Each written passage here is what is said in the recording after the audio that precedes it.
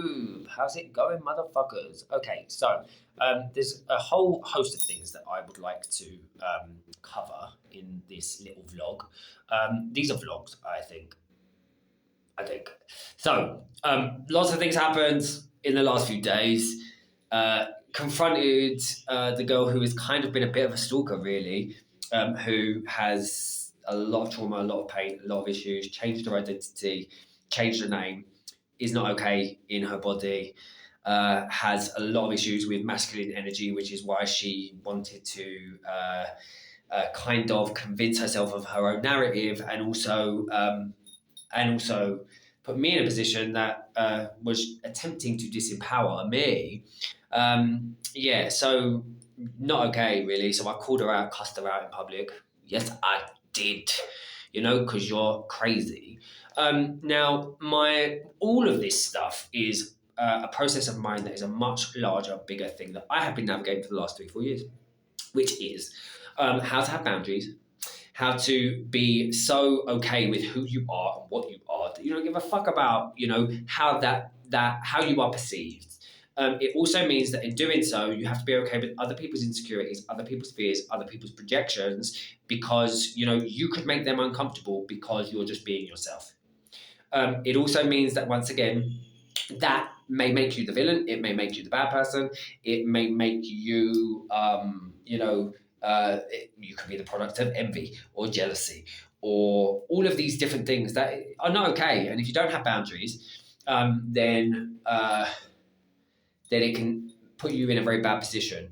Now, one of the other things is this.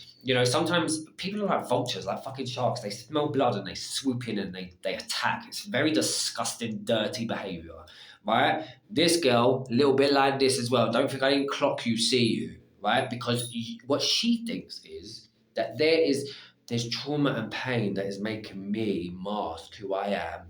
And this is all to do with trauma and pain. What you don't see, you idiot, is that all of this is the roadmap and the story of how I arrived at this point in my life, which was through the vehicle of pain. You're not seeing the trajectory of the part where you accept it and it becomes your gift, because you haven't done that. Yeah. So when you get to that point, come talk to me.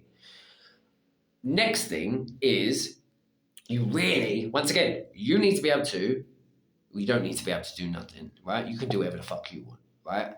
But I would say this, if you are somebody who wants to make a difference in the world, if you are somebody that believes in purpose or service, and listen, we're all here for different things, I think, right? But I am somebody who's going to stand up and voice when I see something that is not okay and that is wrong. You have to be okay if you're in a position of authority or power, or you're working with groups of people, or you're standing for something in your damn life. You've got to be okay with being disliked and being public enemy number one. And your pain, your trauma, whatever it is that you have experienced, maybe those are the ingredients that gave you all of the lessons you needed to be you. Gave you your boundaries.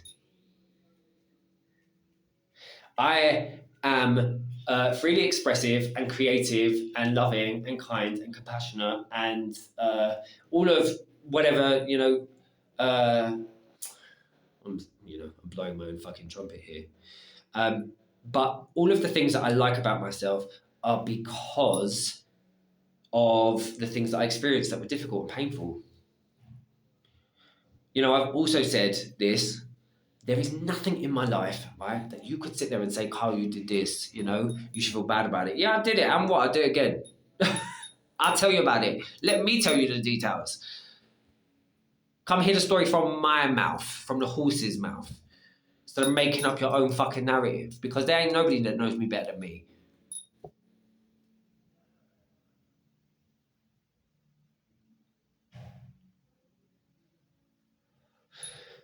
So you really, me, and once again, I think in general, people, and I would say this to my daughter, which once again, that is a very complicated situation that I am in currently with the woman that I love.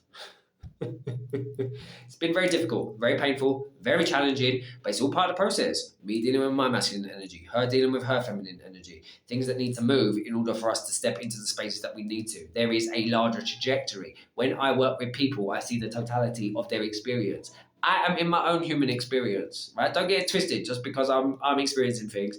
Don't take away from what I do in my work. So listen, like I said, there's nothing that you could weaponize in my life because I own it. I own my darkness, I own my pain, I own my shadows. Why wouldn't I? And they give you power. Because people can only disempower you.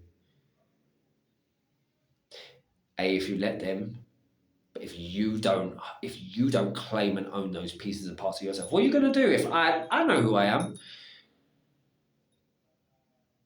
So find the vulnerable weak spot. You can't. Because either I know it's there already or I see it. So I see if you're going to try and manipulate or control it. Now, like I said, this is an overall trajectory and process that I am in. I don't mind sharing those spaces with people.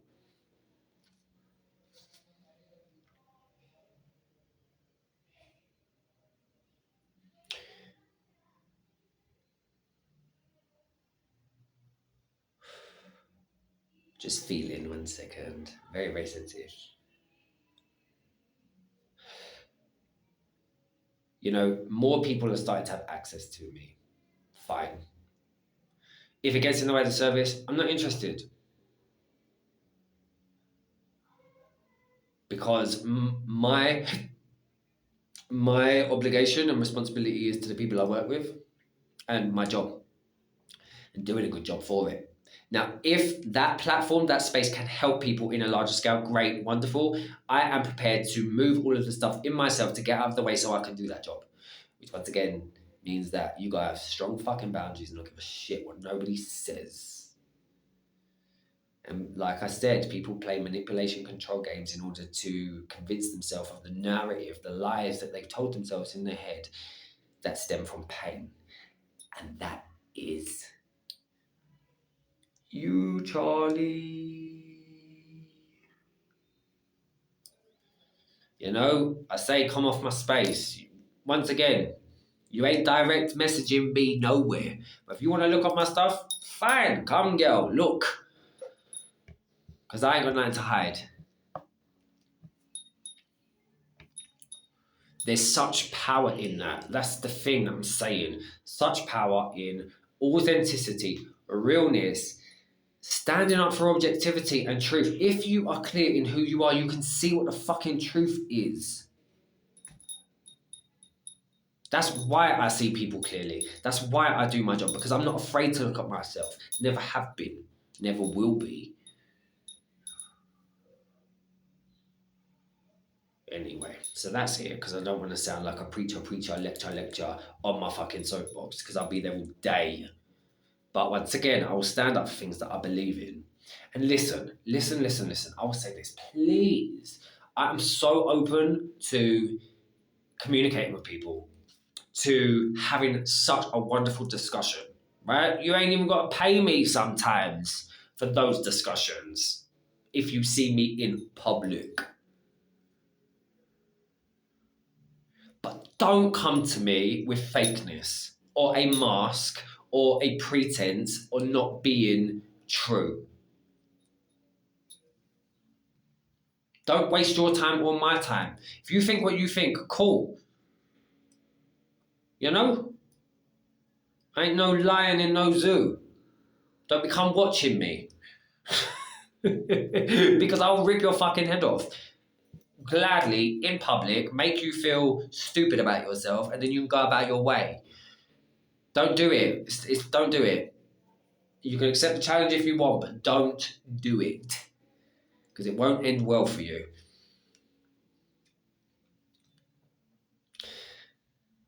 And that's not just because of me.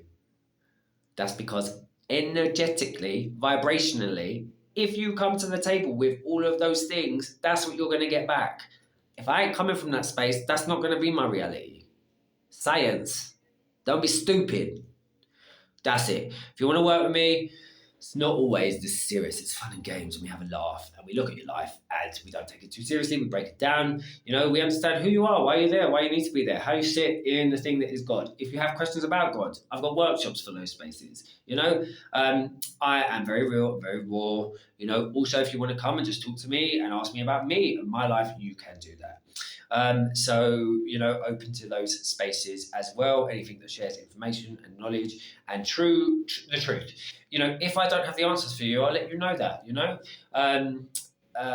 Yeah. And once again, please, in general, if you're working with somebody, get reviews, recommendations, and research. Most of the people that have worked with me for years have either known me from somebody else or had first-hand experience.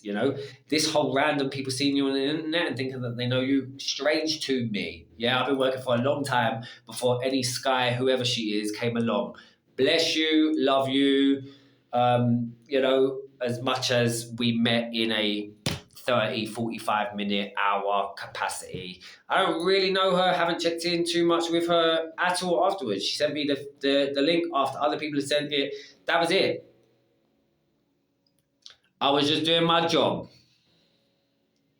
So, remember, like I will always say, all is good, all is God, all is love. Until we connect again soon in a bit.